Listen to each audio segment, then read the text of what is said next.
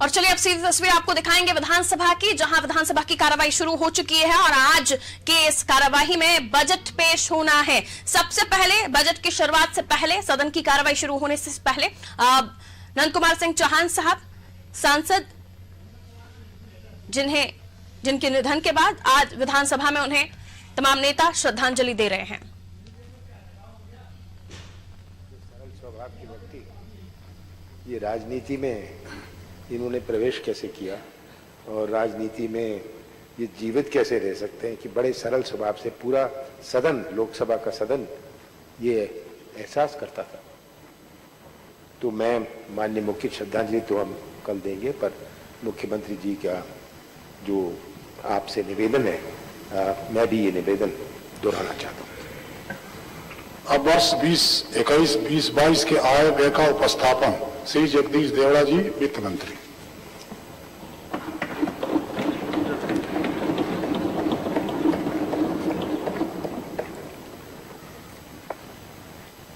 माननीय अध्यक्ष महोदय, सर्वप्रथम मैं माननीय सदन को श्रद्धापूर्वक नमन करता हूं। प्रदेश सरकार के बजट को सदन में प्रस्तुत करने के मिले इस सुअवसर के लिए मैं मंदसौर में विराजित भगवान पशुपतिनाथ के श्री चरणों का स्मरण करता हूं। कामना करता हूं कि यह बजट रूपी वृक्ष कल्प वृक्ष का रूप लेकर प्रदेश की उन्नति का माध्यम बने। मैं प्रदेश की जनता को नमन करता हूं, जिनका सहयोग व विश्वास हमें संबल, ऊर्जा व उत्साह प्रदान करता है। हमारी सरकार के बजट प्रस्ताव में प्रदेश को प्रत्येक क्षेत्र में अग्रणी बनाने, जनता के जीवन में सकारात्मक बदलाव लाने, वो टेबल तक जनसाधारण की आकांक्षाओं को मूर्त रूप देने, टेबल तक पहुंचाने की व्यवस्था करें, योजनाओं व कार्यक्रमों के धरातल पर आकार देने, बजट भाषा पूरा तथा श्रेष्ठ जनशक्ति तैयार करने की व्यवस्था व प्रतिबद्धता समाहित है। हमारी सरकार सौदेश्यपूर्ण सामाजिक समरसता व समग्र विकास की व्यूह रचना के साथ आगे बढ़ते हुए प्रदेश की जनता के जीवन में समृद्धि लाने के लिए कटिबद्ध है। हमारी सरकार को मार्च 2020 में पुनः राज्य की जनता की सेवा का अवसर प्राप्त हुआ। उस समय हमें एक और विरासत में खाली खजाना मिला और दूसरी ओर कोविड-19 की विश्वव्यापी आपदा की चुनौती हमारे सामने खड़ी थी। इस आपदा से देश व प्रदेश में आर्थिक गतिविधियां कम हुई तथा राज्य शासन की राजस्व प्राप्तियों पर प्रतिकूल प्रभाव पड़ा। इन चुनौतियों के बीच हमने दृढ़ता, परिश्रम एवं आशावादिता के साथ कार्य करते हुए कोविड महामारी को नियंत्रित किया एवं अर्थव्यवस्था को गति देने के लिए अनेक कदम उठाए। कोविड के रूप में आए अनदेखे अनजाने संकट ने संपूर्ण दुनिया को हतप्रभ कर दिया था। जनजीवन व शासन प्रशासन तंत्र किंग करते हुए मुमूढ़ हो गया था। ऐसी विषम परिस्थितियों में हमारे दूरदर्शी प्रधानमंत्री जी द्वारा तत्परता से निर्णय लिए गए।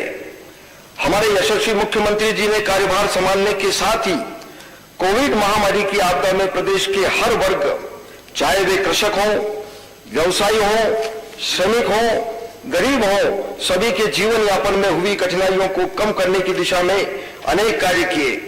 प्रतिकूल वित्तीय स्थिति के बावजूद जरूरतमंद वर्ग की सहायता के लिए राशि की कमी नहीं आने दी गई। उदाहरण के तौर पर किसानों के लिए फसल बीमा राशि का भुगतान, प्रधानमंत्री किसान सम्मान निधि का लाभ, मुख्यमंत्री किसान कल्याण योजना का लाभ, खरीफ 2020 की फसलों के नुकसान पर राहत, 0% ब्याज पर ऋण, गेहूं, धान, ज्वार, बाजरा, चना, सरसों एवं अन्य फसलों का उपार्जन, बिजली कनेक्शन में अनुदान, अनुसूचित जाति जनजाति के छोटे कृषकों को निःशुल्क बिजली आदि योजनाओं में रुपये 86,000 करोड़ से अधिक का हित लाभ उपलब्ध कराए गए।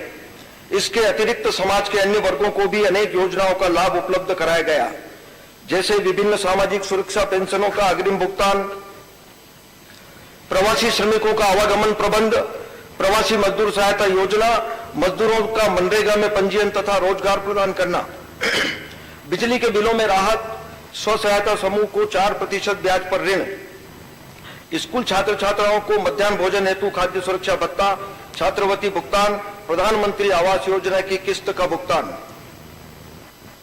तेंदुपत्ता संग्राहकों को राशि भुगतान, बेगा, सहारिया एवं भारिया महिलाओं को आहार अनुदान। उक्त योजनाओं में कुल लगभग रुपये 32,000 करोड़ की राशि उपलब्ध कराई गई। इस प्रकार इस अवधि में लगभग रुपये 1,18,000 करोड़ के हित लाभ विभिन्न योजनाओं में प्रदान किए गए। कोविड महामारी का विपरीत प्रभाव आर्थिक क्षेत्र के साथ साथ जन स्वास्थ्य, सामाजिक एवं व्यक्तिगत जीवन पर भी पड़ा है। हमारी सरकार ने प्रदेश में विकसित स्वास्थ्य तंत्र व सक्षम प्रशासनिक तंत्र के मनोबल व आत्मविश्वास को बनाए रखा। विकट महामारी के नियंत्रण व उपचार के चुनौती एवं जोखिम पूर्ण कर्तव्यों के निर्वहन में हमारे संपूर्ण तंत्र ने अपनी श्रेष्ठ सेवाएं समर्पित की है। मैं इस सदन के माध्यम से उनका आभार व्यक्त करता हूं। माननीय प्रधानमंत्री श्री नरेंद्र मोदी जी के प्रेरणादायी नेतृत्व में देश की अर्थव्यवस्था को वर्ष 2024-25 तक $5 ट्रिलियन तक पहुंचाने का लक्ष्य है। मध्य प्रदेश इसमें अपना समुचित योगदान देगा। मुझे सदन को यह अवगत कराते हुए खुशी है कि कोविड की चुनौती के उपरांत भी हमारी सरकार द्वारा लिए गए निर्णयों तथा नीतियों के परिणाम स्वरूप वर्ष 2021-22 में प्रदेश का सकल घरेलू उत्पाद 10 ट्रिलियन रुपए के पार पहुंचने का विश्वास है। यह एक नया कीर्तिमान रहेगा। हमारी सरकार का मानना है कि बजट मात्र आय व्यय का दस्तावेज नहीं है। यह सरकार की सोच, नियत, निष्ठा, परिश्रम, समर्पण, इच्छा शक्ति तथा प्रदेश के सर्वांगीण विकास की व्याकुलता का प्रतिबिंब है। साथ ही यह जनता की आकांक्षाओं एवं सपनों को स्वरूप देता है। अतः हमारी सरकार ने नवाचार कर प्रदेश के बजट को तैयार करने में आम जनता, प्रतिष्ठित अर्थशास्त्रियों एवं विशेषज्ञों से सुझाव प्राप्त किए तथा बजट निर्माण की प्रक्रिया के दौरान उन पर गंभीरतापूर्वक विचार किया। कोविड से उत्पन्न परिस्थितियों में अर्थव्यवस्था को संबल देने तथा राज्यों के कर एवं गैर कर राजस्व में कमी की स्थिति पर विचार कर भारत सरकार द्वारा प्रधानमंत्री गरीब कल्याण योजना तथा 3 आत्मनिर्भर पैकेज की स्वीकृति दी गई। अन्य कदमों के अतिरिक्त इन पैकेज के अंतर्गत राज्य सरकार को प्रदेश के सकल राज्य घरेलू उत्पाद के 1% की अतिरिक्त ऋण सीमा प्रदान की गई। साथ ही यह प्रावधान किया गया कि जिन राज्यों में एक राष्ट्र एक राशन कार्ड व्यवसाय प्रक्रिया का सरलीकरण, नगरीय क्षेत्र सुविधाओं में सुधार तथा ऊर्जा क्षेत्र में निर्धारित सुधार किए जाते हैं, उन्हें प्रत्येक सुधार के लिए सकल राज्य घरेलू उत्पाद के 0.25% अतिरिक्त ऋण प्राप्त होगा। इस प्रकार इन 4 सुधारों को पूर्ण करने पर राज्य सरकार सकल राज्य घरेलू उत्पाद के 1% की अतिरिक्त ऋण सीमा प्राप्त कर सकती है। इसके अतिरिक्त पूंजीगत कार्यों के लिए 660 करोड़ की विशेष केंद्रीय सहायता का प्रावधान किया गया। माननीय मुख्यमंत्री जी के मार्गदर्शन में हमारे खाद्य नागरिक आपूर्ति एवं उपभोक्ता संरक्षण विभाग, औद्योगिक नीति एवं निवेश प्रोत्साहन विभाग, नगरीय विकास एवं आवास विभाग एवं ऊर्जा विभाग द्वारा त्वरित रूप से आवश्यक कदम उठाते हुए अपेक्षित सुधार किए गए, जिसके फलस्वरूप हमारी सरकार ने सकल राज्य घरेलू उत्पाद के 0.90% अतिरिक्त ऋण की स्वीकृति प्राप्त की है। हर्ष का विषय है कि दिसंबर 2020 तक मध्य प्रदेश के अलावा केवल एक राज्य ने 3 या 3 से अधिक सुधार पूर्ण किए। इसके फलस्वरूप मध्य प्रदेश को पूंजीगत कार्यों के लिए प्रोत्साहन स्वरूप विशेष केंद्रीय सहायता में पुनः 660 करोड़ रुपए स्वीकृत किए गए। इस प्रकार विशेष केंद्रीय सहायता अंतर्गत पूंजीगत कार्यों के लिए मध्य प्रदेश ने कुल रुपये 1320 करोड़ के ऋण की स्वीकृति प्राप्त की है। इस प्रकार भारत सरकार द्वारा मध्य प्रदेश के लिए लगभग 19,353 करोड़ की अतिरिक्त वित्तीय संसाधन का प्रावधान किया। आत्मनिर्भर मध्य प्रदेश, माननीय प्रधानमंत्री जी ने आत्मनिर्भर भारत का आह्वान किया है। इस लक्ष्य को प्राप्त करने हेतु हमारे दूरदर्शी मुख्यमंत्री जी ने आत्मनिर्भर मध्य प्रदेश की संकल्पना की है। प्रदेश के सर्वांगीण विकास के उद्देश्य से हमारी सरकार ने माननीय मुख्यमंत्री जी तथा माननीय विभागीय मंत्रीगणों ने वेबिनार के माध्यम से देश व प्रदेश के नीति निर्धारकों, वरिष्ठ प्रशासकों व प्रदेशवासियों से विचार विमर्श कर आत्मनिर्भर मध्य प्रदेश का रोड मैप तैयार किया। आत्मनिर्भर मध्य प्रदेश के निर्माण का ताना बाना 4 स्तंभों के इर्द गिर्द बुना गया है। ये स्तंभ हैं भौतिक अधोसंरचना, शिक्षा एवं स्वास्थ्य, अर्थव्यवस्था एवं रोजगार तथा सुशासन। इन सभी क्षेत्रों में समय सीमा में प्राप्त किए जाने वाले लक्ष्यों को आउटपुट गतिविधियों एवं उप गतिविधियों में वर्गीकृत किया गया है। आत्मनिर्भर मध्य प्रदेश के रोड मैप के नियमित अनुश्रवण एवं समीक्षा के लिए आत्मनिर्भर पोर्टल का निर्माण किया गया। इस प्रकार प्रदेश सरकार का समय, संसाधन, सेवाएं सभी अर्जुन के लिए आंख की भांति एक ही उद्देश्य, एक ही लक्ष्य की ओर केंद्रित है, वह है आत्मनिर्भर मध्य प्रदेश का निर्माण। चारों स्तंभों में पृथक पृथक नए मिशन प्रारंभ किए जाएंगे। इन मिशनों को प्रभावी रूप से समय सीमा में क्रियान्वित करने के लिए विभिन्न योजनाएं एवं कार्यक्रम संचालित किए जाएंगे। भौतिक अधोसंरचना मिशन निर्माण। आत्मनिर्भर मध्य प्रदेश के लिए अधोसंरचना का तेज गति से विकास आवश्यक है। अधोसंरचना विकास से रोजगार के नए अवसर सृजित होंगे तथा संतुलित क्षेत्रीय विकास संभव होगा। हमारी सरकार ने अधोसंरचना क्षेत्र में विकास के लिए ठोस लक्ष्य निर्धारित किए हैं। सड़कें विकास की गति को पहिए देती है।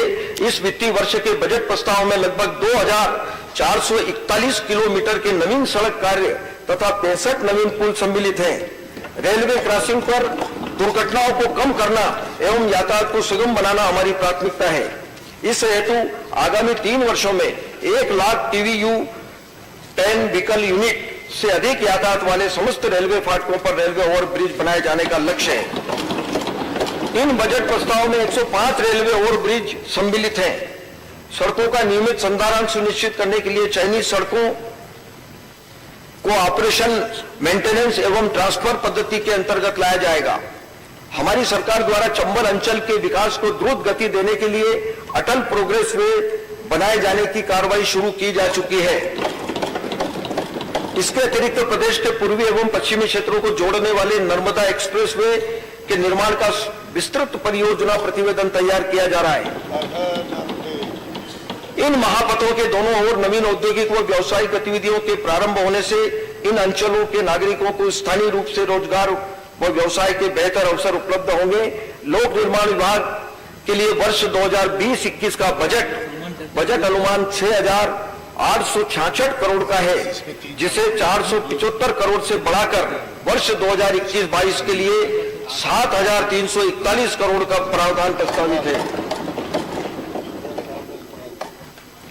हमारी सरकार ने प्रदेश में सिंचित क्षेत्र का रकबा बढ़ाने की दिशा में ऐतिहासिक कार्य किए हैं। हम सिंचाई के क्षेत्रफल को निरंतर बढ़ाते हुए आगामी वर्षों में 65 लाख हेक्टेयर तक किए जाने के लिए योजनाबद्ध रूप से कार्य कर रहे हैं। उपलब्ध जल का अधिकाधिक उपयोग हेतु माइक्रो सिंचाई परियोजनाओं को प्राथमिकता से क्रियान्वित किया जा रहा है। शासन के प्रयासों एवं कुशल प्रबंधन से प्रदेश में निर्मित सिंचाई क्षमता का भरपूर उपयोग किया जा रहा है। बजट प्रस्ताव में 1,27,000 हेक्टेयर की 164 नवीन सिंचाई परियोजनाएं सम्मिलित है। जल संसाधन विभाग के लिए वर्ष 2020-21 का बजट अनुमान रुपये 6,064 करोड़ का है, जिसे बढ़ाकर वर्ष 2021-22 के लिए 6,436 करोड़ का प्रावधान प्रस्तावित है। नर्मदा न्यायाधिकरण के अवार्ड अंतर्गत प्रदेश को आवंटित जल का इष्टतम उपयोग वर्ष 2024 तक किए जाने के प्रयास किए जाएंगे। इस महती कार्य हेतु विभिन्न स्रोतों से वित्तीय संसाधन प्राप्त करने के प्रयास किए जा रहे हैं। Narmada basin project company limited को वित्तीय रूप से सशक्त करने के उद्देश्य से वित्तीय वर्ष 2021-22 में रुपये 300 करोड़ अंश पूंजी के रूप में प्रदान किया जाना प्रस्तावित है। नर्मदा घाटी विकास विभाग के लिए वर्ष 2020-21 का बजट अनुमान 2,413 करोड़ का है, जिसे 1,267 करोड़ से बढ़कर वर्ष 2021-22 के लिए 3,680 करोड़ का प्रावधान प्रस्तावित है। जल क्रांति। ग्रामीण महिलाओं को घरेलू उपयोग के जल की व्यवस्था के लिए प्रायः लंबी दूरियां तय करनी पड़ती है। इसमें उनका समय व श्रम व्यर्थ होता है। जिस प्रकार हमारी सरकार ने पूर्व कार्यकाल में प्रत्येक ग्राम में बिजली उपलब्ध कराई, उसी प्रकार अब हमने जल जीवन मिशन के अंतर्गत प्रत्येक घर में नल कनेक्शन से जल पहुंचाने का महत्वाकांक्षी संकल्प लिया है। हमें एहसास है कि यह कार्य जटिल है, परंतु मंजिलें भी जिद्दी है, रास्ते भी जिद्दी है। हम सफल होंगे क्योंकि हमारे हौसले भी जिद्दी हैं। जल जीवन मिशन के माध्यम से घरों में नल से जल आपूर्ति की व्यवस्था कर ग्रामीण महिलाओं के जीवन में क्रांतिकारी बदलाव लाया जाएगा। ग्रामीण जल जीवन मिशन के अंतर्गत लगभग 5,000 करोड़ लागत की लगभग 9,800 एकल ग्राम नल जल योजनाएं तथा 6,128 करोड़ लागत की 4,428 ग्रामों के लिए 11 समूह नल जल योजनाएं स्वीकृत की गई है। इन योजनाओं से वर्ष 2020-21 में लगभग 26 लाख तथा वर्ष 2021-22 में लगभग 33 लाख घरेलू नल कनेक्शन उपलब्ध कराए जाने का लक्ष्य है। प्रदेश के शहरी क्षेत्रों में पेयजल की सुविधाओं के विस्तार के लिए जल जीवन मिशन शहरी प्रारंभ किया जाना प्रस्तावित है। ग्रामीण एवं शहरी जल जीवन मिशन के लिए वर्ष 2020-21 के बजट अनुमान में कुल 1,364 करोड़ का प्रावधान रखा गया था।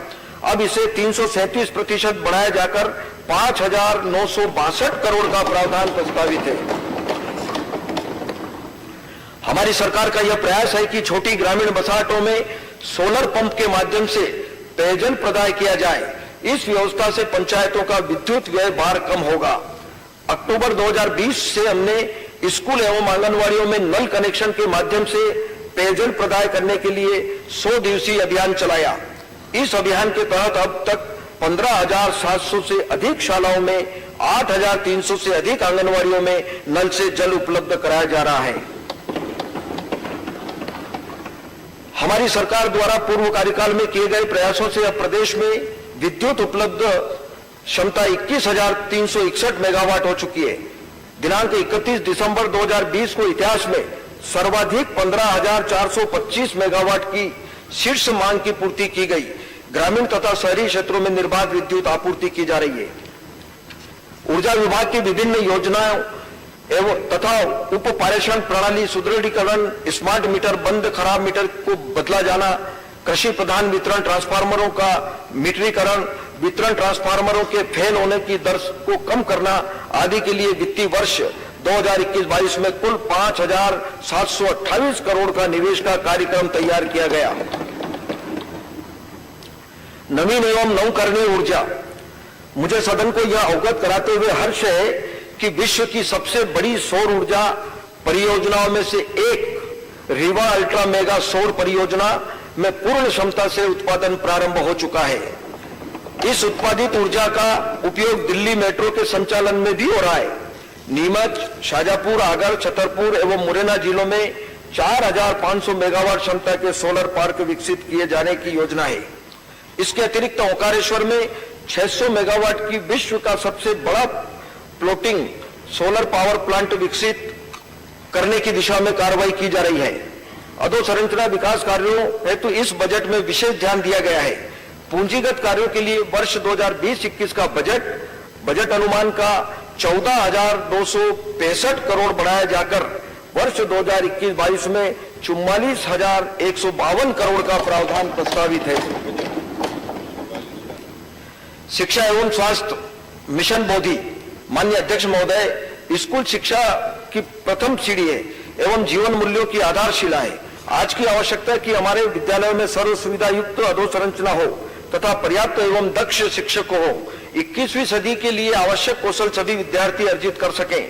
इस हेतु स्मार्ट कक्षाएं, डिजिटल लर्निंग, कंप्यूटर लैब, प्रयोगशाला, व्यावसायिक प्रयोगशाला विद्यालयों में अपेक्षित है। साथ ही विद्यार्थियों के सर्वांगीण विकास हेतु कला, संगीत, खेलकूद आदि व्यवस्थाएं उपलब्ध होना चाहिए। विद्यालयों से दूर निवासरत विद्यार्थियों के लिए सुरक्षित परिवहन व्यवस्था भी सुनिश्चित होना चाहिए।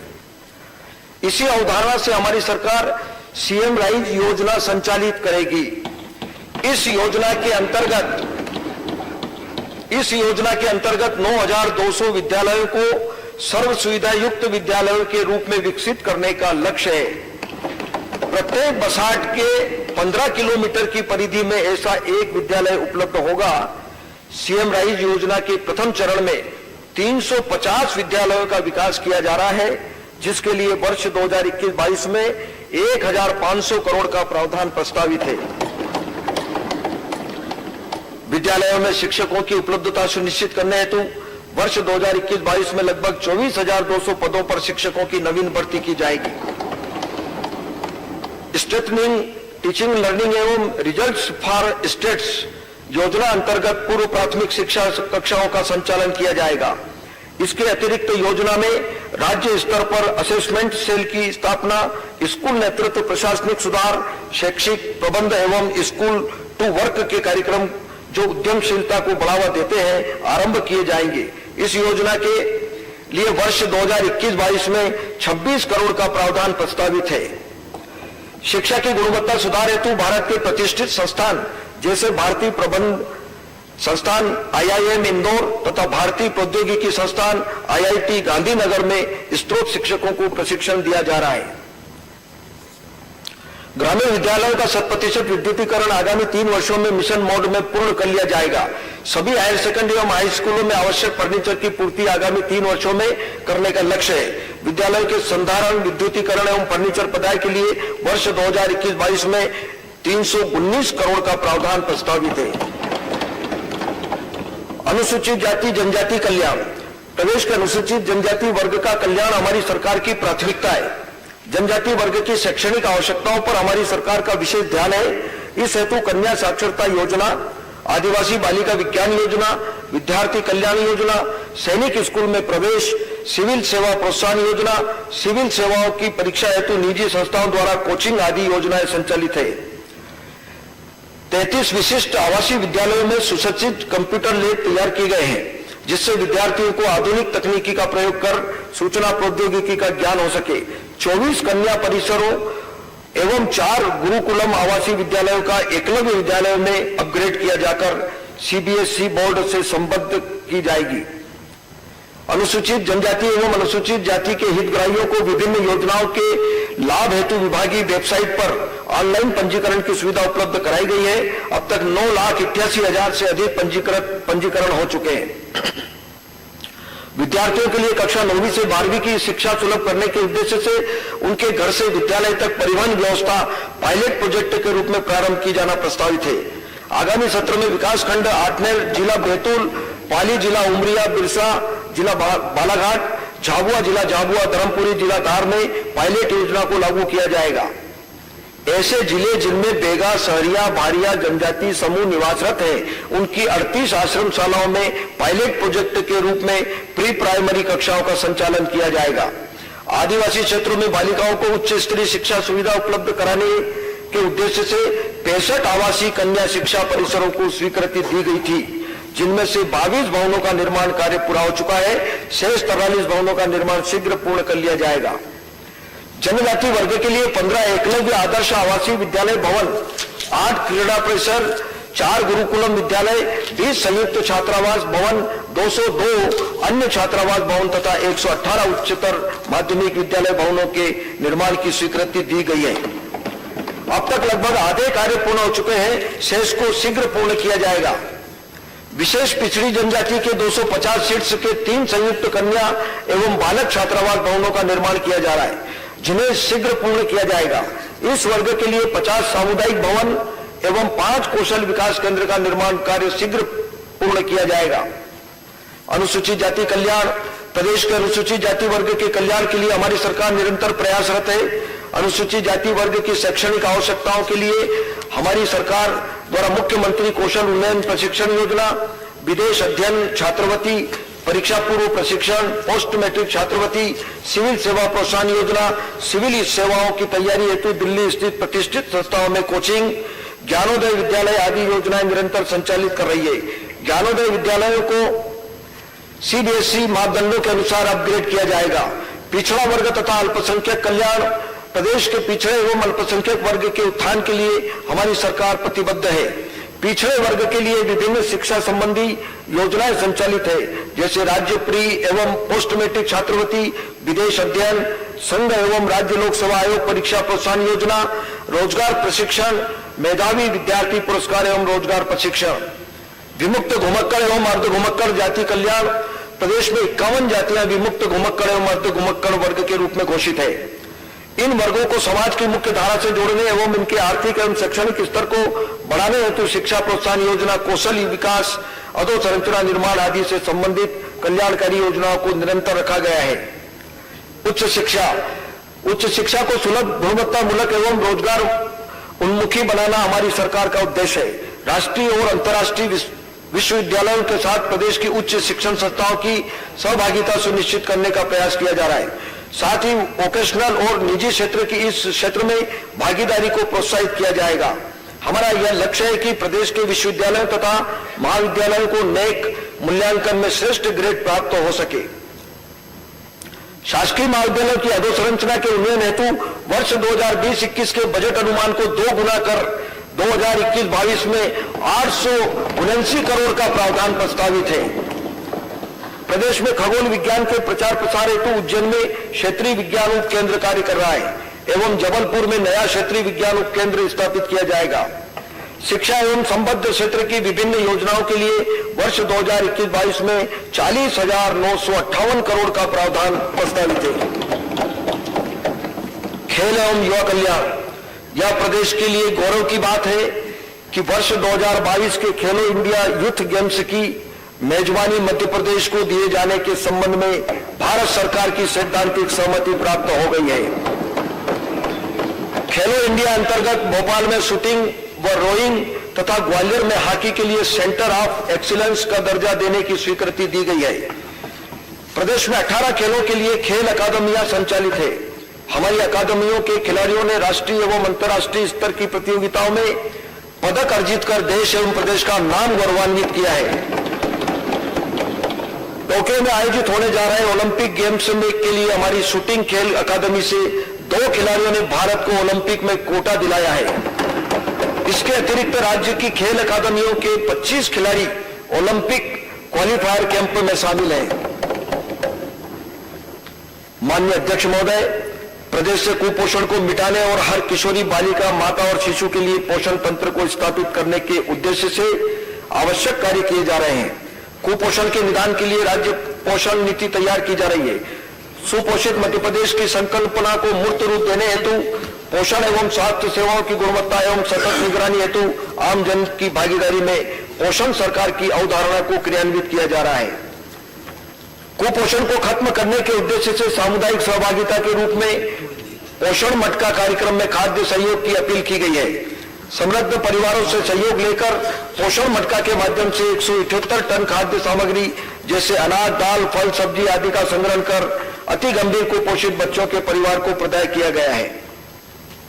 सभी ग्राम नगरीय क्षेत्रों में विशेषकर कुपोषित बच्चों के पोषण सुधार हेतु पोषण वाटिका की स्थापना की जा रही है।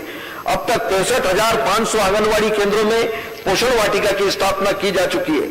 हमारी सरकार ने समस्त आंगनवाड़ियों के लिए उपयुक्त भवन उपलब्ध कराने का निश्चय किया है। वर्ष 2021-22 में 1000 भवनों का निर्माण प्रारंभ किए जाने का लक्ष्य है। लोक स्वास्थ्य एवं परिवार कल्याण, स्वास्थ्य स्वस्थ शरीर में स्वस्थ मस्तिष्क वास करता है। इस अवधारणा के अनुरूप प्रदेश में गुणवत्तापूर्ण चिकित्सा व्यवस्था उपलब्ध कराना हमारी प्राथमिकता है। कोविड महामारी को नियंत्रित करने में हमारा प्रदेश अग्रणी रहा है। प्रदेश में स्वास्थ्य सेवाओं और प्रबंधन को विश्वसनीय गुणवत्ता तक पहुंचाने के लिए हमारी सरकार मिशन निरामय लागू करेगी। प्रदेश के उप स्वास्थ्य केंद्रों तथा प्राथमिक स्वास्थ्य केंद्रों में विशेषज्ञ परामर्श हेतु हब एंड स्पोक मॉडल के माध्यम से टेलीमेडिसिन सेवाएं उपलब्ध कराई जा रही है। कोविड-19 वैक्सीन, हमारी सरकार ने कोविड टीकाकरण के कार्य को मिशन के रूप में लिया है। प्रदेश में भारत सरकार से कोविशील्ड तथा कोवैक्सीन की लगातार आपूर्ति हो रही है। प्रथम चरण में माह जनवरी 2021 से स्वास्थ्य कार्यकर्ताओं का निःशुल्क टीकाकरण प्रारंभ किया जा चुका है।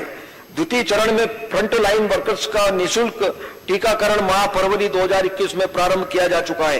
तृतीय चरण का कार्य 1 मार्च 2021 से प्रारंभ हो चुका है। प्रदेश में योग्य एवं विशेषज्ञ चिकित्सकों की उपलब्धता बढ़ाने हेतु विद्यमान चिकित्सा महाविद्यालयों में सीट वृद्धि की जा रही है।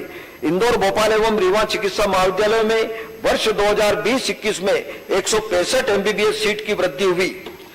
वर्तमान में उपलब्ध 2035 एमबीबीएस सीटों को बढ़ाकर वर्ष 2022-23 तक 3250 किया जाएगा।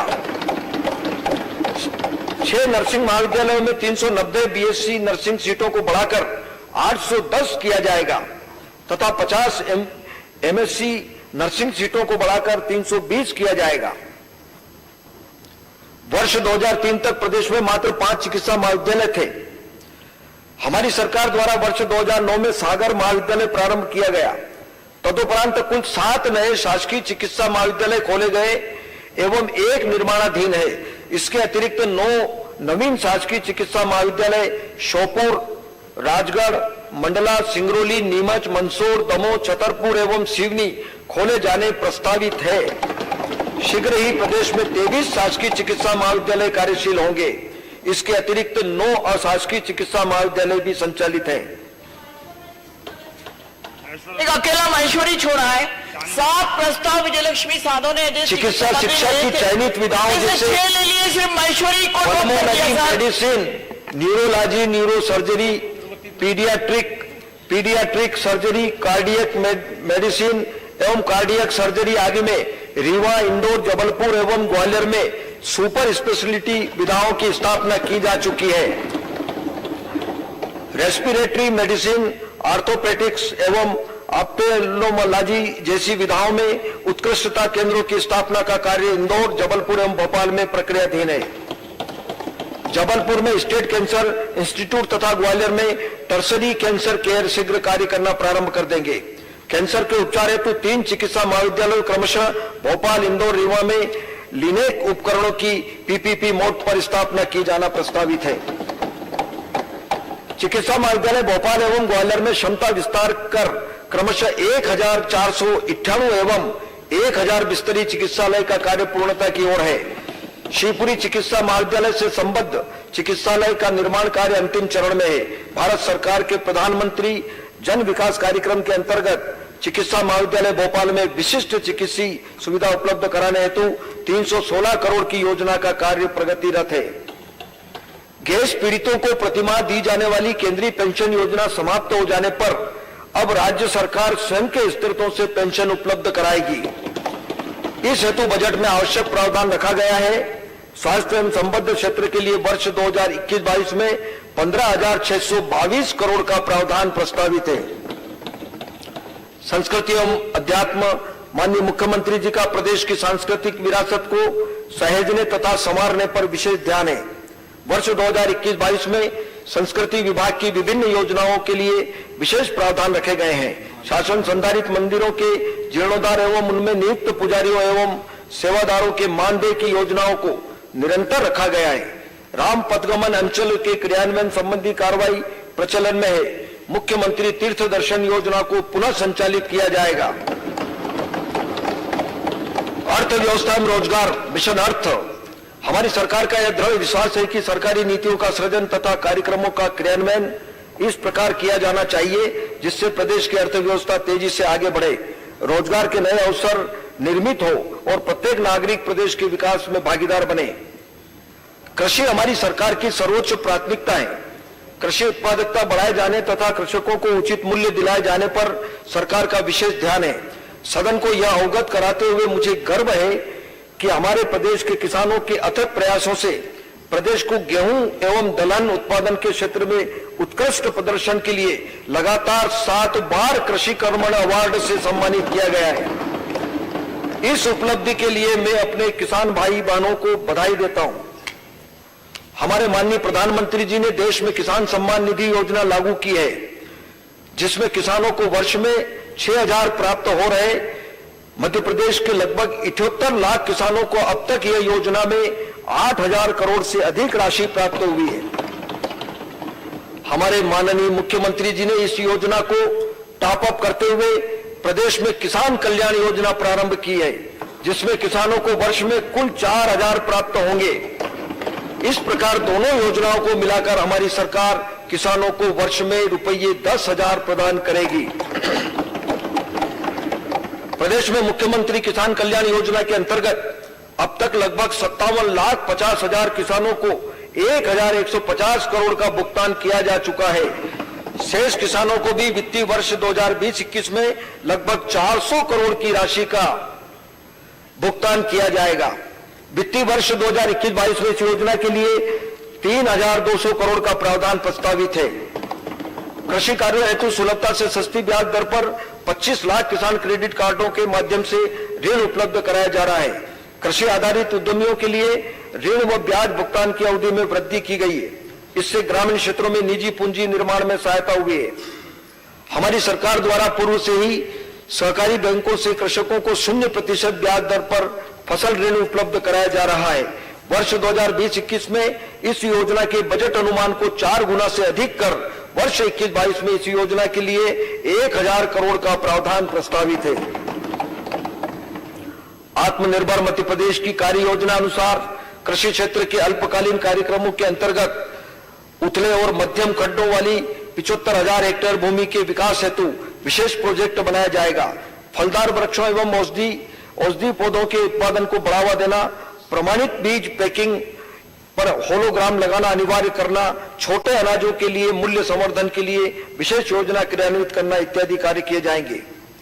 जवाहरलाल नेहरू कृषि विश्वविद्यालय जबलपुर में मृदा एवं क्रियाशील फाइटोसैनिटरी प्रयोगशाला स्थापित की गई है। मध्यकालीन व दीर्घकालीन कार्यक्रमों के अंतर्गत राज्य स्तरीय कौशल उन्नयन केंद्र को स्थापित करना, GIS एवं रिमोट सेंसिंग जैसी तकनीक का उपयोग करना, रेज्ड बेड प्लांटर एवं रिज फरो प्लांटर जैसे यंत्रों के सहयोग से 15 लाख हेक्टेयर भूमि में रेस्ट पद्धति का विस्तार, 3000 एग्री क्लिनिक एवं एग्री सर्विस केंद्रों की स्थापना, प्रमाणीकृत जैविक खेती के क्षेत्रफल को बढ़ाकर 4 लाख हेक्टेयर तक पहुंचाने आदि का कार्य किए जाने का लक्षित है।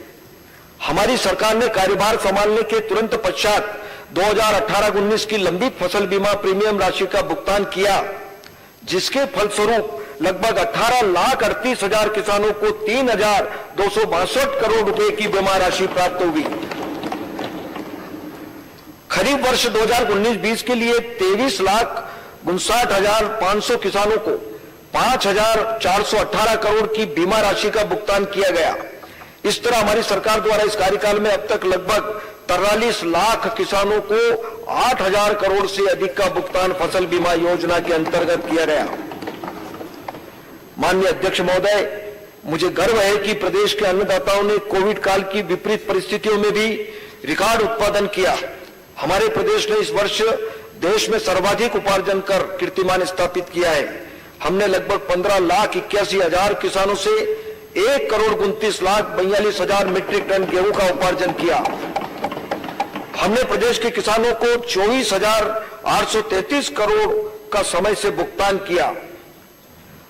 हमने लगभग 5,86,000 किसानों से 37,26,446 मीट्रिक टन धान का उपार्जन किया तथा 6,935 करोड़ का भुगतान किया। इसके अतिरिक्त लगभग 3 लाख किसानों को चना, सरसों, मसूर खरीदी के लिए लगभग 3,959 करोड़ का भुगतान किया गया। किसानों की फसल का उपार्जन सुगमता से हो सके, इस उद्देश्य से एक नई योजना मुख्यमंत्री फसल उपार्जन सहायता योजना लागू करना प्रस्तावित है।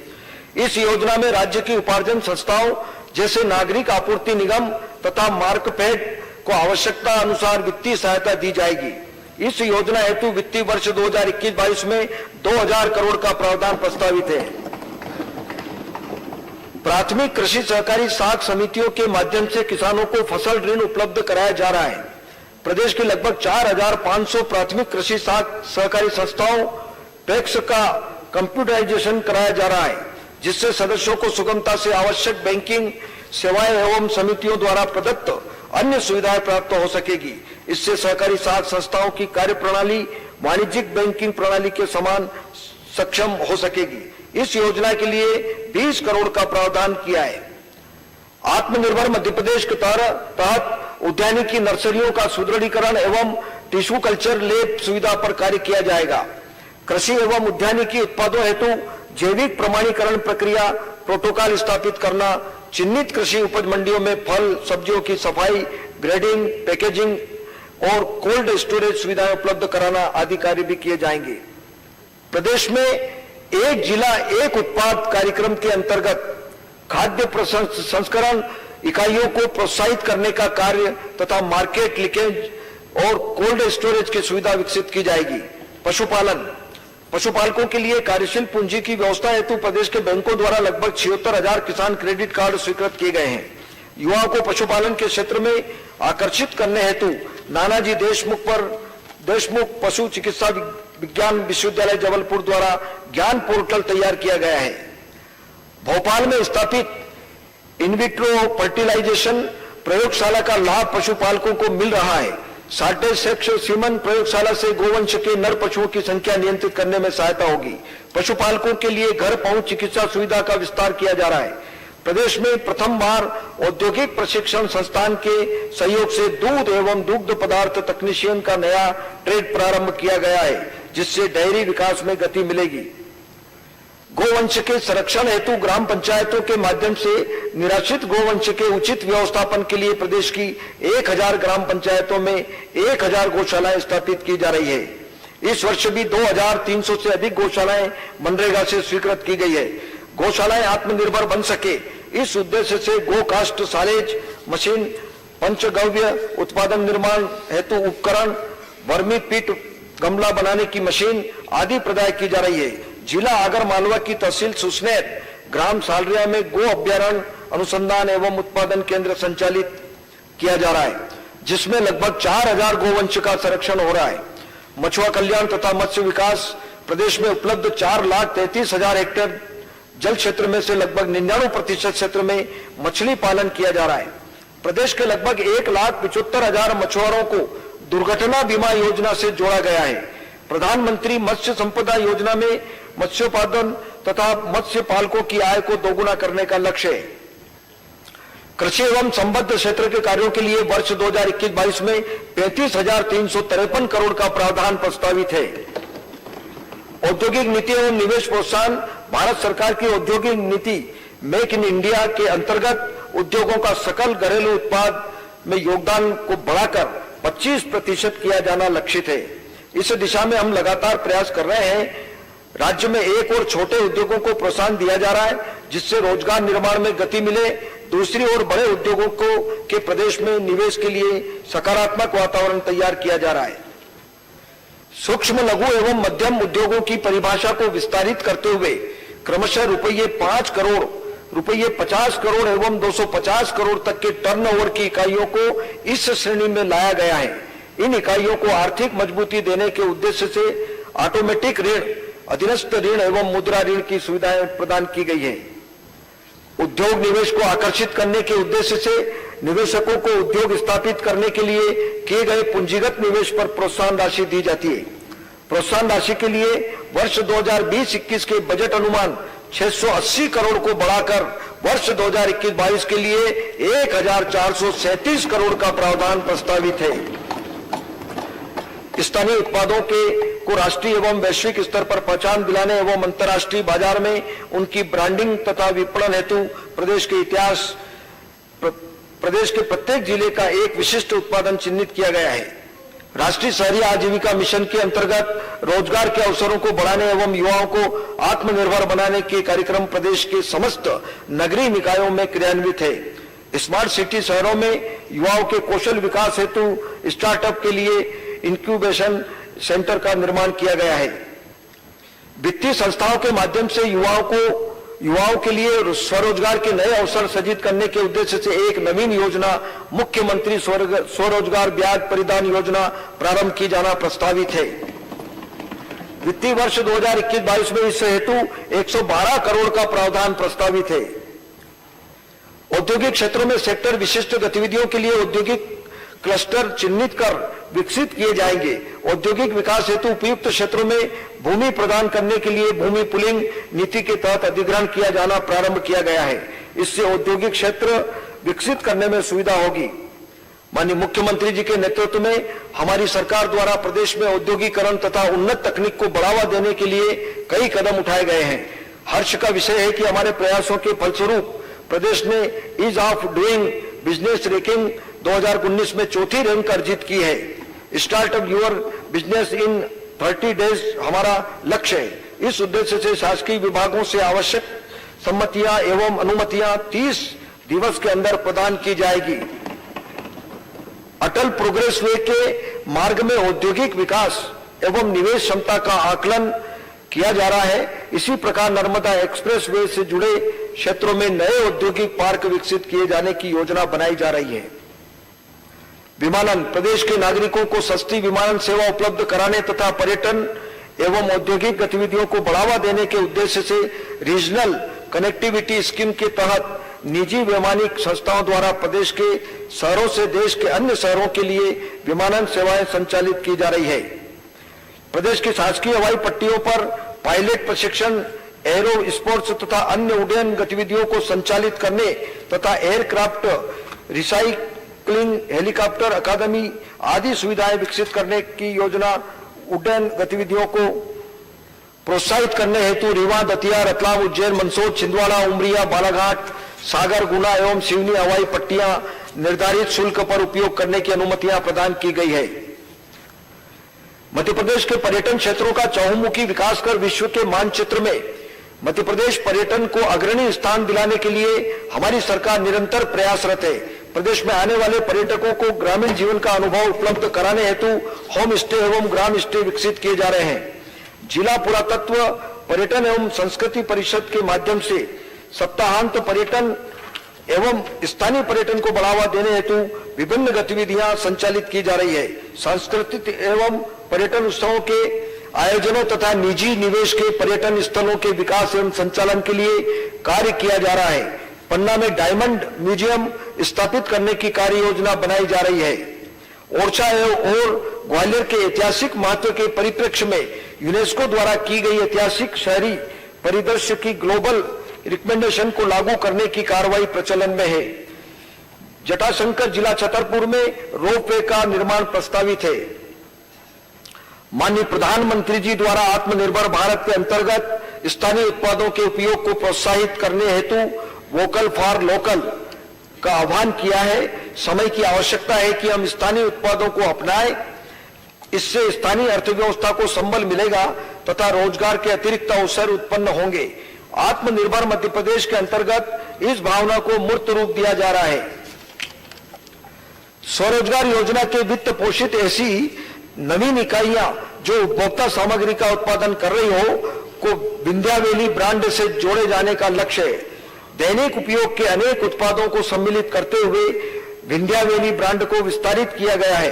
प्रदेश में हाथकरघा, हस्तशिल्प, कुटीर एवं परंपरागत ग्रामोद्योग के उत्पादों को ई कॉमर्स प्लेटफॉर्म से जोड़ने हेतु विशेष प्रयास किए जा रहे हैं। हाथकरघा एवं हस्तशिल्प उत्पादों के ब्रांड मृगनयनी, खादी एवं ग्रामोद्योग के ब्रांड कबीरा एवं विंध्या वैली को ई कॉमर्स प्लेटफॉर्म से जोड़ा गया है। माननीय अध्यक्ष महोदय, कोविड महामारी ने शहरी पथ विक्रेताओं के व्यवसाय को गंभीर क्षति पहुंचाई है। भारत सरकार ने ऐसे विक्रेताओं की सहायता हेतु प्रधानमंत्री स्ट्रीट वेंडर आत्मनिर्भर निधि योजना पीएम स्वनिधि प्रारंभ की है। इस योजना में 10,000 के बैंक ऋण पर 7% ब्याज भुगतान भारत सरकार द्वारा दिया जाता है। हमने निर्णय लिया है कि 7% के ऊपर शेष ब्याज भुगतान जो हितग्राही द्वारा किया जाना अपेक्षित है का भुगतान हितग्राही के बजाय राज्य सरकार करेगी। इसी प्रकार ग्रामीण क्षेत्रों में कार्यरत पथ विक्रेता व्यवसायों की सहायता हेतु हमारी सरकार ने मुख्यमंत्री ग्रामीण पथ व्यवसायी उत्थान योजना प्रारंभ की है। इस योजना के अंतर्गत हितग्राहियों द्वारा दे संपूर्ण ब्याज की राशि का भुगतान राज्य सरकार द्वारा किया जाएगा। प्रदेश में अब तक लगभग 2,69,000 शहरी पथ विक्रेताओं तथा 1,31,000 ग्रामीण पथ विक्रेताओं को लाभान्वित किया गया है। पीएम स्वनिधि योजना के क्रियान्वयन में हम देश में प्रथम 3 राज्यों में हैं। तकनीकी शिक्षा, कौशल विकास एवं रोजगार सृजन की दृष्टि से कौशल विकास व तकनीकी शिक्षा हमारी प्राथमिकता है। मध्य प्रदेश कौशल विकास परियोजना अंतर्गत ग्लोबल स्किल्स पार्क का एक अंश सिटी कैंपस के रूप में गोविंदपुरा भोपाल में स्थापित किया गया है।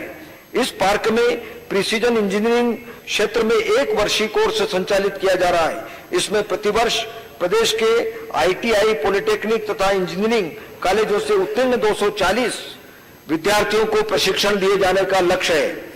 प्रदेश के 2 इंजीनियरिंग कॉलेज तथा 5 पॉलिटेक्निक कॉलेज में सेंटर ऑफ एक्सीलेंस स्थापित किया जाना प्रस्तावित है। भारत सरकार की स्टाइल योजना अंतर्गत प्रदेश की 20 शासकीय आईटीआई का चयन हुआ है। प्रदेश की 10 संभाग स्तर की आईटीआई को मेगा आईटीआई के रूप में संचालित करने के उद्देश्य से वृहद स्तर पर अधोसंरचनात्मक सुधार किया जाएगा। राजस्व वृद्धि के उद्देश्य से नवीन रेत नीति के अंतर्गत ई टेंडर प्रक्रिया से खदान आवंटन की पारदर्शी व्यवस्था संचालित की जा रही है। रेत खदानों के संचालन से रोजगार के नए अवसर प्राप्त होंगे तथा निर्माण कार्यों के लिए रेत की उपलब्धता सुलभ हो सकेगी। इससे प्रदेश को प्रतिवर्ष लगभग 1400 करोड़ का राजस्व भी प्राप्त होना अनुमानित है। हमारी सरकार ने गौण खनिज नियमों में संशोधन कर 31 गौण खनिजों के लिए निजी भूमि पर भूमि स्वामी अथवा उसके सहमति धारक को अधिकतम 20 हेक्टेयर क्षेत्र का उत्खनन पट्टा आवेदन के आधार पर स्वीकृत करने का प्रावधान किया है। प्रदेश की लगभग 72% जनसंख्या ग्रामीण क्षेत्रों में निवास करती है। ग्रामीण क्षेत्रों में उच्च स्तर की अधोसंरचना उपलब्ध कराना तथा रोजगार के अवसर उत्पन्न कर ग्रामीण आमदनी को बढ़ावा हमारी प्राथमिकता है। प्रधानमंत्री ग्राम सड़क योजना के अंतर्गत सामान्य क्षेत्र के 500 एवं आदिवासी क्षेत्र के 250 से अधिक आबादी की बसाहटों जो सड़क मार्ग से जुड़ी हुई है नहीं है को 12 मासी डामरीकृत सड़कों से जोड़ा जाना लक्षित है। उल्लेखनीय है कि सड़कों के निर्माण में गुणवत्ता एवं लंबाई की दृष्टि से देश में प्रदेश अग्रणी है। इस योजना में वर्ष 2020-21 में लगभग 2092 किलोमीटर सड़क एवं 208 बृहद पुलों का निर्माण किया जा रहा है। वर्ष 2021-22 में लगभग 5200 किलोमीटर लंबाई की सड़कों का निर्माण किए जाने का लक्ष्य है। सामान्य क्षेत्र में 500 से कम एवं आदिवासी क्षेत्र के 250 से कम आबादी के ग्रामों की 12 मासी एकल संपर्कता की उपलब्धता के उद्देश्य से प्रारंभ मुख्यमंत्री ग्राम सड़क योजना में विश्व बैंक एवं एशियन इंफ्रास्ट्रक्चर इन्वेस्टमेंट बैंक की सहायता से ग्रेवल मार्गों का डामरीकरण किया जा रहा है। इस वर्ष 1000 किलोमीटर से अधिक ग्रेवल सड़कों का डामरीकरण पूर्ण कराया जा रहा है। योजना अंतर्गत वर्ष 2021-22 में लगभग 800 किलोमीटर सड़क डामरीकरण एवं 250 किलोमीटर दोहरी संपर्कता के नवीन मार्गों के निर्माण का लक्ष्य है। राष्ट्रीय ग्रामीण आजीविका मिशन योजना के अंतर्गत वर्ष 2020-21 में 3,80,000 परिवारों को 33,000 महिला स्व सहायता समूह से जोड़ा गया है। जहां वर्ष 2019-20 में समूहों को बैंक से मात्र 297 करोड़ का वित्त पोषण किया गया, वहीं वर्ष 2021 में अब तक लगभग 4 गुना बढ़ाकर 1,165 करोड़ का वित्त पोषण किया जा चुका है। 66,592 ग्रामीण बेरोजगार युवाओं को प्रशिक्षण एवं रोजगार मेलों के माध्यम से रोजगार के अवसर उपलब्ध कराए गए हैं। प्रदेश के सभी ग्रामों को ओडीएफ स्थिति को बनाए रखने के लिए स्वच्छ भारत मिशन का दूसरा चरण प्रारंभ किया गया है, जिसके तहत व्यक्तिगत शौचालय, सामुदायिक स्वच्छता परिसर, ठोस एवं तरल अपशिष्ट प्रबंधन आदि कार्य कराए जाएंगे। प्रधानमंत्री ग्रामीण आवास योजना के अंतर्गत अब तक प्रदेश में 18,00,000 आवास निर्मित किए जा चुके हैं तथा 6 लाख आवास निर्माणाधीन है। महात्मा गांधी राष्ट्रीय ग्रामीण रोजगार गारंटी योजना के में वर्ष 2019-20 में 8 लाख नए श्रमिकों को जोड़ा गया था। वर्ष 2020-21 में श्रम सिद्धि अभियान के अंतर्गत 37 लाख नए श्रमिकों को जोड़ा गया।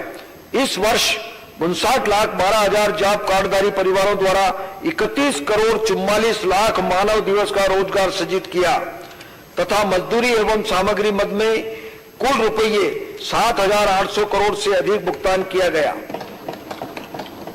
हमारी सरकार नगरीय क्षेत्र में विकास के लिए दृढ़ संकल्पित है।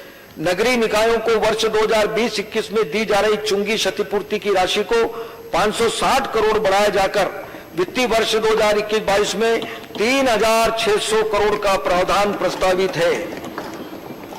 वित्तीय वर्ष 2021-22 में हाउसिंग फॉर ऑल योजना के लिए 1,500 करोड़, अमृत योजना अंतर्गत सीवरेज एवं जल प्रदाय कार्यों के लिए 1,000 करोड़, स्मार्ट सिटी योजना के अंतर्गत चयनित शहरों के विकास हेतु 900 करोड़ का प्रावधान प्रस्तावित है।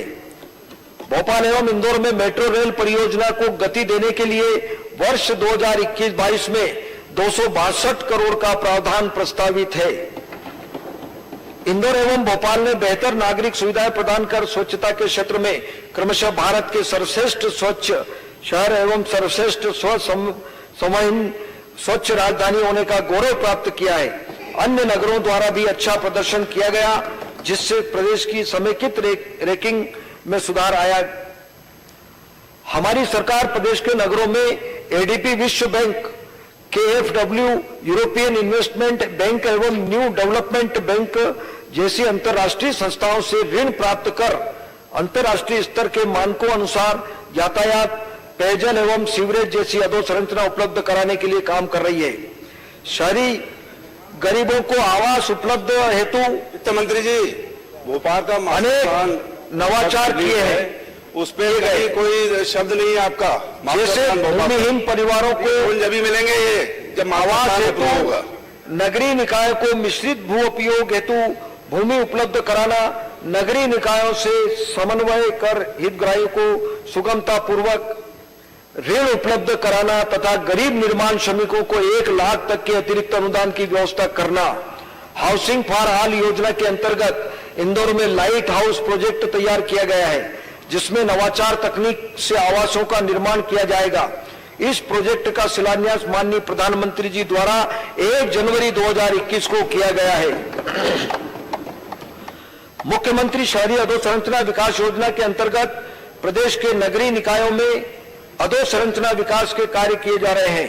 भारत सरकार द्वारा जारी सिटी स्मार्ट रैंकिंग में हाल में भोपाल स्मार्ट सिटी को प्रथम स्थान तथा प्रदेश को द्वितीय स्थान प्राप्त हुआ है। प्रदेश में बिगड़े वनों का एक बड़ा क्षेत्रफल है, जिसमें सुधार होने से न केवल वनवासियों की आय बढ़ेगी बल्कि हमारा हरित क्षेत्र भी बढ़ेगा। बिगड़े वनों के प्रबंधन में समुदाय की भागीदारी आवश्यक है। इस हेतु लगभग 5000 संयुक्त वन प्रबंधन समितियों को अगले 3 वर्षों में सक्रिय किया जाएगा। इन क्षेत्रों की सूक्ष्म वन प्रबंधन योजना तैयार की जाकर विदोहन के कार्य में हुए लाभ को इन समितियों से साझा किया जाएगा। प्रदेश की अनुसूचित जनजातीय आबादी की आय का एक प्रमुख जरिया महुआ, चिरौंजी जैसे लघु वनोपज है। संग्रहण कार्य में सीमित आय होती है। स्थानीय समाज को लघु वनोपज का बेहतर मूल्य मिले, इस हेतु उन्हें प्रसंस्करण गतिविधियों से जोड़ा जाना आवश्यक है। इस उद्देश्य से 13 जिलों में 86 स्थानों पर वन धन केंद्र का विकास किया जा रहा है। प्रदेश के वन्य प्राणी पर्यटन का देश में एक महत्वपूर्ण स्थान है। इसे और आगे बढ़ाने के लिए प्रदेश के 4 नेशनल पार्क कान्हा, बांधवगढ़, पेंच और सतपुड़ा में बफर में सफर तथा नाइट सफारी की सुविधा प्रारंभ की गई है। इससे न केवल पर्यटकों की संख्या बढ़ेगी बल्कि स्थानीय लोगों को रोजगार भी मिलेगा। माननीय अध्यक्ष महोदय, आम जनता को नागरिक सेवाएं संवेदनशीलता, पारदर्शिता एवं सहजता से समय सीमा में प्राप्त हो जाए, यही सुशासन है। सर्वजन हिताय सर्वजन सुखाय का ध्येय हमारी सरकार के लिए सर्वोपरि है। मध्य प्रदेश का प्रथम राज्य देश का प्रथम राज्य है जहां नागरिकों को अधिसूचित सेवाएं प्रदाय करने की कानूनी गारंटी दी गई है। इस हेतु मध्य प्रदेश लोक सेवा के प्रदाय की गारंटी अधिनियम प्रभावशील है। प्रदेश के सभी जिलों एवं तहसील स्तर पर कुल 426 लोक सेवा केंद्र पीपीपी मॉडल पर संचालित हैं। अधिनियम के अंतर्गत 550 सेवाएं अधिसूचित की जा चुकी है। लोक सेवा केंद्रों के माध्यम से 258 सेवाएं ऑनलाइन प्रदान की जा रही है। अब तक 7 करोड़ 27 लाख से अधिक आवेदनों का निराकरण किया गया है।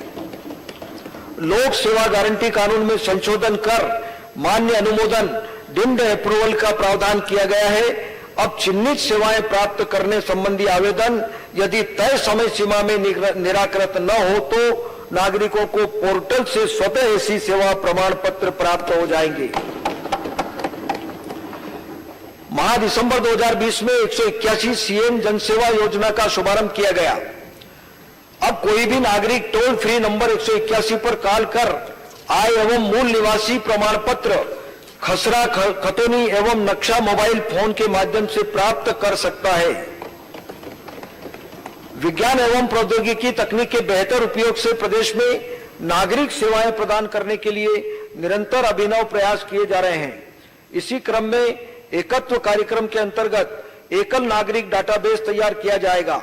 इससे शासकीय सेवाओं के प्रदाय में बार बार नागरिकों से दस्तावेज मांगने की आवश्यकता नहीं होगी।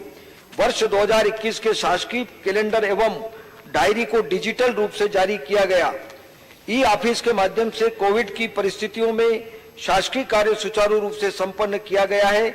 माननीय अध्यक्ष महोदय, यह बजट सदन में डिजिटल पद्धति से प्रस्तुत किया जा रहा है। मेरे संबोधन के पश्चात यह बजट एमपी शासकीय डायरी ऐप में भी उपलब्ध हो जाएगा। ये सभी प्रयास पेपरलेस सरकार की अवधारणा की ओर एक महत्वपूर्ण कदम है।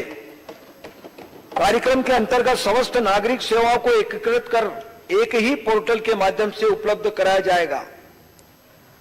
प्रदेश की महिलाओं के लिए भयमुक्त वातावरण निर्मित करना हमारी सरकार की प्राथमिकता है। अब इसे एक मिशन के रूप में क्रियान्वित करने का संकल्प है। इस दिशा में प्रत्येक जिले में एक महिला पुलिस थाना प्रारंभ किया जाना प्रस्तावित है।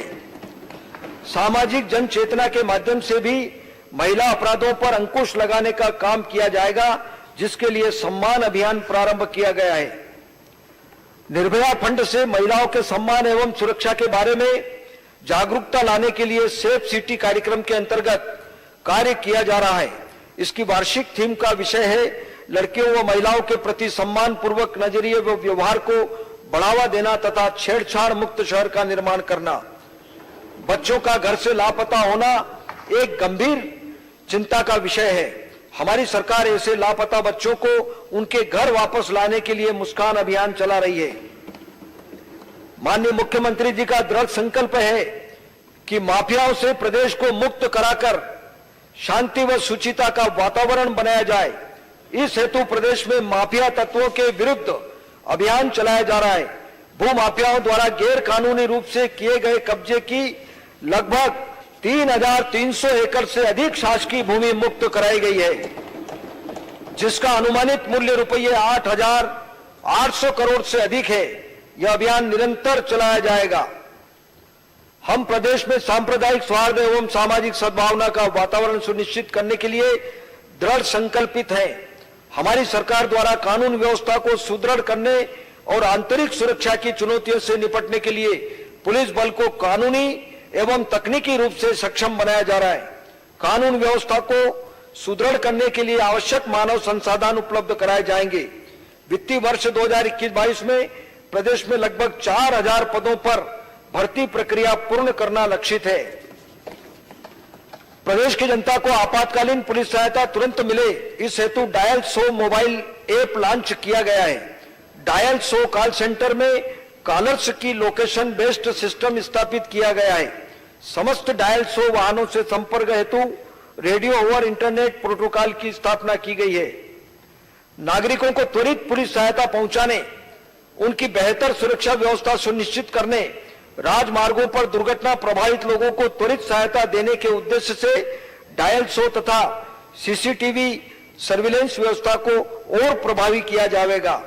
अपराध एवं अपराधियों पर बेहतर नियंत्रण के लिए उपलब्ध तकनीकों सीसीटीएनएस एवं सीसीटीवी तथा डायल 100 को एकीकृत किया जाएगा।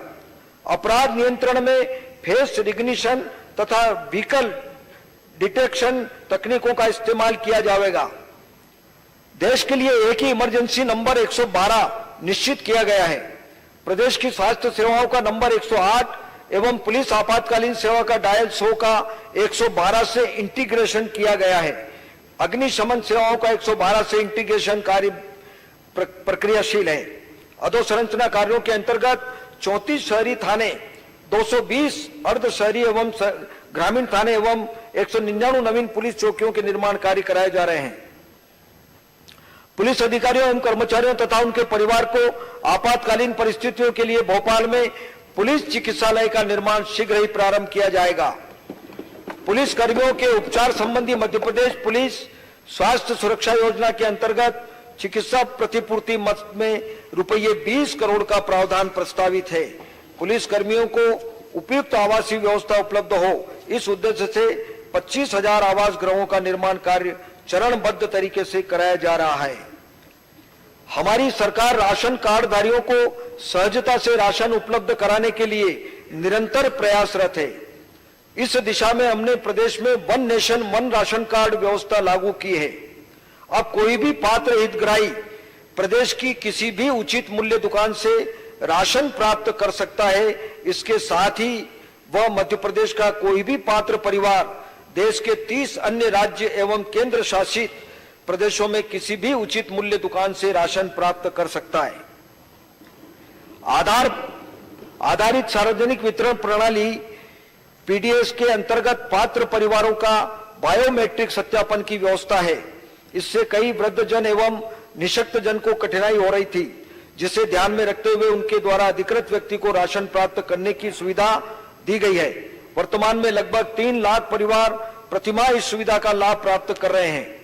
उपभोक्ताओं को अपनी राशन सामग्री प्राप्त करने हेतु अधिक दूरी तय न करना पड़े, इस हेतु प्रत्येक ग्राम पंचायत पर उचित मूल्य की दुकान खोली जाना लक्षित है। नवीन दुकान आवंटन में 1/3 दुकानें महिला संस्थाओं को देने का प्रावधान है। प्रदेश की जनता को सुगमता तथा समय से न्याय मिल सके, इस हेतु अनेक कदम उठाए गए हैं। विधिक सेवा प्राधिकरण तथा लीगल क्लिनिक के माध्यम से प्रदेश के गरीब एवं असहाय नागरिकों को न्यायालयीन प्रकरणों में निःशुल्क एवं उपयुक्त विधिक सहायता उपलब्ध कराई जा रही है। न्याय व्यवस्था को और अधिक प्रभावी बनाए जाने के लिए अल्टरनेटिव डिस्प्यूट रिजोल्यूशन एडीआर केंद्रों का उन्नयन किया जाएगा। वाणिज्य करों के लंबित विवादों से व्यवसायियों को राहत प्रदान करने के उद्देश्य से बकाया समाधान योजना लागू की गई। इस योजना के अंतर्गत माह जनवरी 2021 तक कुल 22,517 आवेदन प्राप्त हुए एवं रुपये 146 करोड़ 52 लाख की कर राशि जमा कर पात्र प्रकरणों में राहत दी गई। डीजल पेट्रोल के अनेक व्यवसायियों द्वारा जीएसटी के तहत पंजीयन करा लिया गया था, परंतु भूलवश वेट अधिनियम के तहत पंजीयन नहीं कराया, जिसके कारण दोहरे करारोपण की स्थिति निर्मित हुई। वेट अधिनियम में संशोधन कर यह सुनिश्चित किया गया कि उपभोक्ताओं पर दोहरा करारोपण न हो। प्रदेश में पूर्व से प्रचलित भामाशाह योजना को जीएसटी व्यवस्था के परिप्रेक्ष्य में नए स्वरूप में लाया जाकर राजस्व संग्रहण में उल्लेखनीय योगदान करने वाले व्यवसायों को प्रोत्साहित किया जाएगा। नगरीय क्षेत्रों में संपत्ति के नामांतरण सुगमता से हो, इसलिए संपदा सॉफ्टवेयर द्वारा नगरीय क्षेत्रों की संपत्ति के पंजीयन संबंधी दस्तावेजों की जानकारी प्रतिदिन नगरीय निकायों से ऑनलाइन साझा की जा रही है। ग्रामीण क्षेत्रों में स्थित भूमि के पंजीयन की जानकारी पूर्व से ही राजस्व विभाग के पोर्टल से साझा कर नामांतरण की कार्रवाई की जा रही है। प्रदेश के किसानों एवं अन्य खाता धारकों के लिए कुशल भू अभिलेख प्रबंध अत्यंत आवश्यक है। इस हेतु राजस्व प्रशासन में क्रांतिकारी सुधार किए जा रहे हैं। समय सीमा तथा सुगमता से कार्य करने के लिए आधुनिक तकनीक का उपयोग किया जा रहा है। भूमि का ऑनलाइन डायवर्शन, वित्तीय संस्थाओं से ऋण प्राप्त करने के लिए भूमि को बंधक रखे जाने की कार्रवाई, भू अभिलेख की नकल, किसान ऐप के माध्यम से स्वयं किसानों द्वारा अपनी फसलों की प्रविष्टि तथा भू अर्जन की कार्रवाई का ऑनलाइन संपादन आदि कार्य प्रारंभ किए गए हैं। सीमांकन प्रक्रिया को सरल एवं त्रुटिहीन करने के लिए संपूर्ण प्रदेश में continuous operative reference station course network स्थापित किया जाएगा। लगभग 3 करोड़ 5 लाख भू अभिलेखों को डिजिटाइज कर ऑनलाइन किया जा चुका है। इसके अतिरिक्त प्रदेश में लगभग 15 करोड़ राजस्व दस्तावेजों को ऑनलाइन करने का कार्य प्रगतिरत है। हमारी सरकार सदैव कर्मचारी हितैषी रही है। शासकीय सेवकों को उनके संपूर्ण सेवा काल में 3 उच्चतर वेतनमान प्राप्त करने के निश्चित अवसर प्रदान किए गए हैं। इसके अतिरिक्त कई कल्याणकारी योजनाएं भी लागू की गई है। हमारी सरकार ने शासकीय सेवकों के लिए 7वां वेतनमान लागू किया था। इस वेतनमान से संबंधित एरियर्स की तृतीय व अंतिम किस्त के भुगतान के लिए माह नवंबर में माननीय मुख्यमंत्री जी द्वारा एरियर्स की 25% राशि जारी करने का आदेश दिया था। साथ ही उन्होंने आश्वस्त किया था कि शेष 75% राशि का भुगतान वित्तीय वर्ष 2020-21 में किया जाएगा। इस संबंध में आदेश शीघ्र जारी किए जाएंगे। राष्ट्रीय पेंशन योजना के अभिदाताओं द्वारा एवं राज्य शासन द्वारा अभिदाताओं के मूल वेतन एवं महंगाई भत्ते के योग का 10% इस प्रकार कुल 20% राशि सरकार ने 3% अभिदाताओं के पेंशन योजना के खाते में जमा की जा रही है। भारत शासन द्वारा अपने कर्मचारियों के लिए नियुक्त अंशदान को बढ़ाकर 14% किया गया। राज्य सरकार अपने नियोक्ता अंशदान की वृद्धि के संबंध में शीघ्र निर्णय लेगी। पुनरीक्षित अनुमान के अनुसार कुल राजस्व प्राप्तियां 1,37,169 करोड़ तथा राजस्व व्यय 1,58,545 करोड़ अनुमानित है। इस वर्ष कोविड-19 महामारी के कारण राज्य शासन की राजस्व प्राप्तियों में पिछले वर्षों की तुलना में भारी गिरावट देखी गई है, जिस कारण से राजस्व आधिक्य रखा जाना संभव नहीं है। राजस्व घाटे का पुनरीक्षण अनुमान 21,376 करोड़ अनुमानित है, जो कि जीएसडीपी का 2.25% होगा। राजस्व घाटा होने के संबंध में एफआरबीएम अधिनियम की अपेक्षानुसार मैं एक वक्तव्य सदन के समक्ष पृथक से प्रस्तुत करूंगा। वित्तीय संसाधनों की कमी को देखते हुए भारत सरकार द्वारा अतिरिक्त ऋण लेने की सीमा स्वीकृत की गई है, जिसमें प्रदेश शासन को राजकोषीय घाटे की सामान्य सीमा 3% के ऊपर विशेष केंद्रीय सहायता के 1,320 करोड़ सहित कुल अतिरिक्त ऋण सीमा 19,353 करोड़ स्वीकृत की गई है। उपरोक्त सीमा के अतिरिक्त जीएसटी क्षतिपूर्ति के लिए शेष प्राप्ति में कमी होने को दृष्टिगत रखते हुए भारत सरकार ने क्षतिपूर्ति अनुदान के एवज में 4,542 करोड़ की अतिरिक्त ऋण स्वीकृत करने की सहमति दी है। इस अतिरिक्त ऋण के मूल एवं ब्याज का पुनर्भुगतान भविष्य के उपकर संग्रहण की प्राप्त होने वाली राशियों में मंत्री जी ये भी बता देश की जनता पे 2 लाख करोड़ का कर्जा कब तक कर दोगे? परिणामतः राज्य के संसाधनों पर भार नहीं होगा। राजकोषीय घाटे का पुनरीक्षित अनुमान 52,266 करोड़ है, जो सकल राज्य घरेलू उत्पाद का 5.51% है।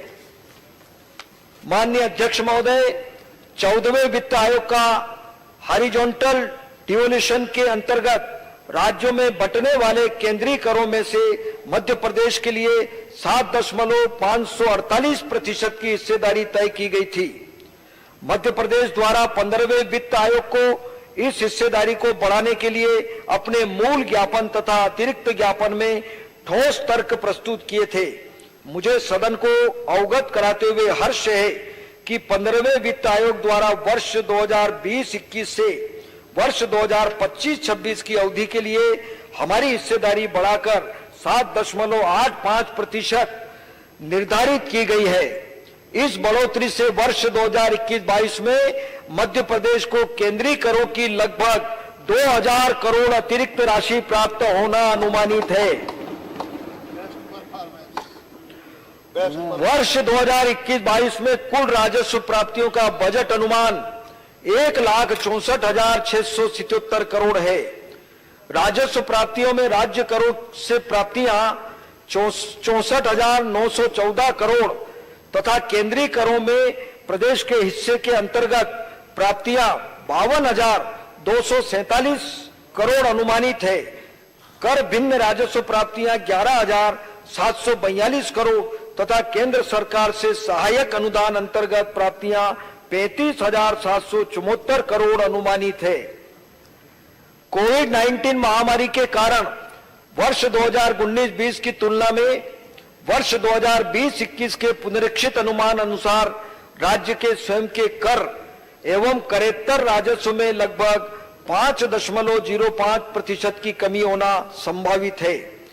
आशावादी दृष्टिकोण अपनाते हुए वित्तीय वर्ष 2021-22 के लिए प्रदेश के स्वयं के कर राजस्व एवं गैर कर राजस्व में वर्ष 2020-21 के बजट अनुमान की तुलना में लगभग 33% अधिक होने का अनुमान है। इस बजट में कोई नवीन कर अधोरोपित करने अथवा किसी भी कर की दर बढ़ाने का प्रस्ताव नहीं है।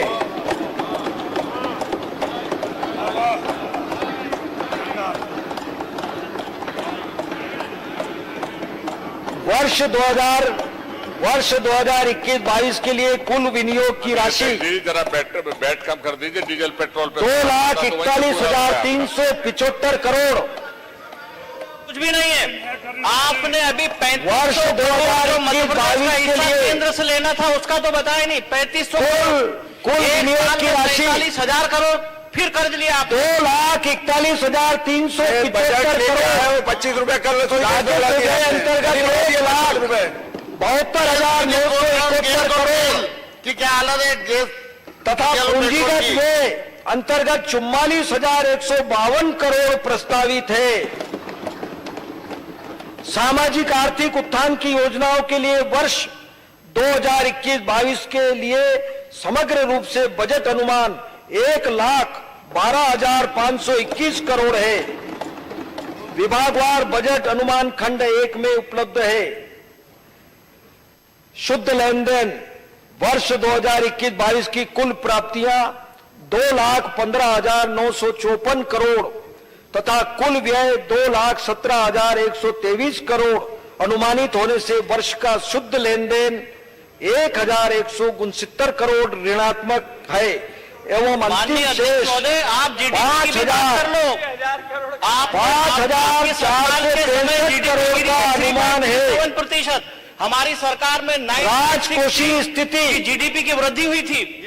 आपने घाटा एक साल में 31,000 करोड़ का राजकोषीय स्थिति इतिहास में 45,000 करोड़ अनुशंसा अनुसार जीडीपी हमने साल भर में 9.3 की अनुशंसा अनुसार 0.37% कम हुई। वर्ष 2021-22 में इतिहास में पहली बार है जीतू भाई राजकोषीय घाटे की का बजट लाए हो 4% प्रस्तावित है एवं ऊर्जा क्षेत्र में का प्रयास कर रहे हैं। अपेक्षित कतिपय सुधारों के करने पर अतिरिक्त 0.5% की सीमा स्वीकृत की जा सकेगी। हमें पूरा विश्वास है कि जो भी सुधार निर्धारित किए जाएंगे उसे हम पूरा कर यह अतिरिक्त सीमा की स्वीकृति प्राप्त करेंगे। उपरोक्त को ध्यान में रखकर बजट अनुमान तैयार किया गया है। वर्ष 2021-22 में राजकोषीय घाटा 50,938 करोड़ अनुमानित है जो कि राज्य के सकल घरेलू उत्पाद का 4.5% अनुमानित है। इस वर्ष 8,293 करोड़ का राजस्व घाटा अनुमानित है। इस संबंध में एफआरबीएम अधिनियम की अपेक्षा अनुसार मैं सदन के समक्ष पृथक से वक्तव्य प्रस्तुत करूंगा। हमारे बजट प्रस्ताव में हमने आत्मनिर्भर मध्य प्रदेश के विजन को मूर्त रूप देने हेतु आवश्यक प्रावधान किए हैं। साथ ही सभी जनहितैषी व विकासोन्मुखी योजनाओं को निरंतर रखने के लिए आवश्यक प्रावधान रखे हैं। मुझे यह स्वीकार करने में भी कतई संकोच नहीं है कि प्रदेश के विकास व समृद्धि के लिए बहुत कुछ करना शेष है। हमारी सरकार की यह प्रतिबद्धता है कि हम निरंतर सकारात्मक रहते हुए अपना श्रेष्ठ देते रहे। मुझे पूर्ण विश्वास है कि जिस पुनीत कार्य के लिए जनता ने हमें अपना प्रतिनिधि बनाया है उस कार्य को हम सभी ईमानदारी व निष्ठा से पूर्ण करेंगे। बजट कह रहा है नित्य हूं, निरंतर हूं, निराकार में साकार हूं, धर्म हूं, कर्म हूं, विकास का आधार हूं, जीवन उमंग का तान हूं, सर्वहारा का ध्यान हूं, शक्तिपति शक्तिमान हूं, सपनों का संसार हूं, युक्त नियोजन का विचार हूं, राजकोष की पहचान हूं। पिछले वित्तीय वर्ष की तुलना में 20,000 करोड़ आपने जीडीपी की राशि कम कर दी है। महोदय व्यक्ति आपने 4,870 रुपए प्रति व्यक्ति आय आपने कम कर दी है। महोदय आप हमारी सरकार की तुलना में कहीं भी नहीं है, जमीन आसमान का अंतर है। महोदय आपकी तुलना में हो ही नहीं सकते हम। महोदय यह बजट पूरे वित्तीय वर्ष के लिए धरोहर है जो कि हमें हमारे दायित्वों का निरंतर बोध कराता रहेगा। यह बजट प्रदेश में खुशनुमा माहौल दे, खुशी दे, स्फूर्ति दे, स्वस्थ मन व तन दे, उर्वर ऊर्जा दे। इसी मंगल कामना के साथ प्रदेश की जनता को समर्पित है। जय हिंद, जय मध्य प्रदेश।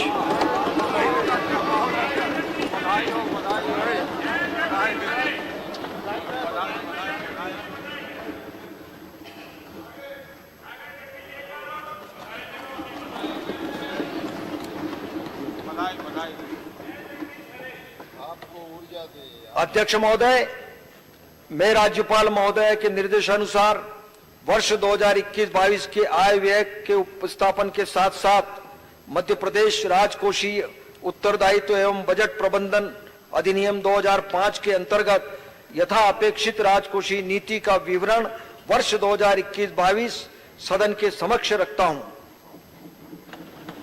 मैं आय व्यय और सामान्य चर्चा के लिए दिनांक 4 एवं 5 मार्च 20 से 21 नियत करता हूं। आय व्यय में सम्मिलित मांगों पर प्रस्तुत किए जाने वाले कटौती प्रस्तावों की सूचनाएं निर्धारित प्रपत्र में आज दिनांक 2 मार्च 2021 को सायंकाल 5 बजे तक विधानसभा सचिवालय में दी जा सकती हैं। विधानसभा की कार्यवाही सदन की सर्वसहमत से गुरुवार दिनांक 4 मार्च 2021 को प्रातः 11 बजे तक के लिए स्थगित।